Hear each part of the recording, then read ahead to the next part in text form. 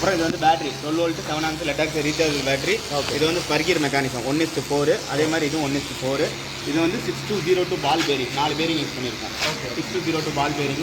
அப்புறம் வந்து இது ராடு கைட் ராடு கொடுத்துருக்காங்கல்ல, இது வந்து 15 mm diameter, outer diameter 15 mm. இது வந்து bush outer diameter 25 mm, inner diameter 15. அப்புறம் வந்து இது வந்து ஸ்க்ரூ ராடு. நட்டை வந்து இதில் வெளில எடுத்துருப்போம். அதை கைட் பண்ணும்போது ஸ்ட்ரைட்டாக மட்டும் தான் போயிட்டு வரும்.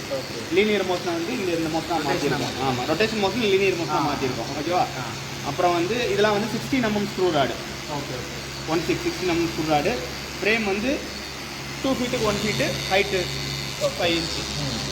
எல்லா angle frame 1x1x3. 3ங்கிறது mm thickness. ஓகேவா?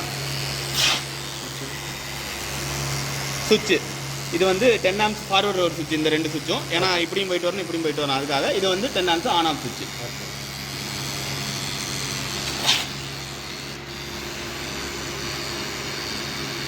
இது ஃபுல்லாக பேக் வந்ததுக்கப்புறம் அந்த தேங்காய் எடுத்துட்டு நீங்கள் வேறு எது வச்சுக்கலாம். இன்னொரு காய் இருக்காது, வேணா தரேன் கொண்டு போய்க்கிங்க. நாளைக்கு தான் சப்மிட் பண்ணணும். ஆமாண்ணா, காலையில்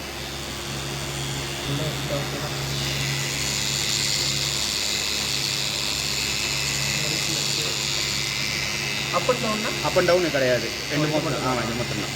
லைட்டாக வேணா அப்புறம் வேணா தேங்காய் திருப்பி வச்சுக்கோங்க.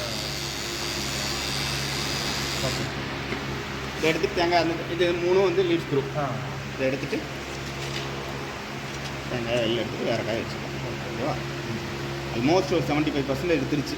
இப்போ லைட்டாக அப்படி திருப்பி வச்சு எடுத்துக்கிட்டிங்கன்னா 100% எடுத்து. சரி, ஆஃப் பண்ணிடு.